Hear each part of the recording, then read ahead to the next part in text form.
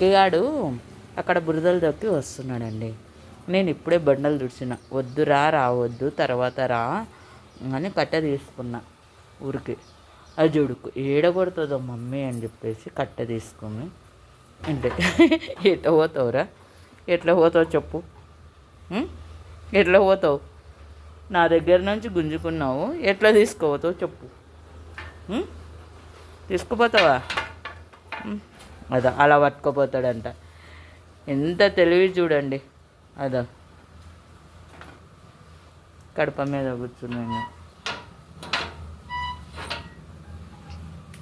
నేను లాక్కోలేనా? వద్దు మమ్మీ,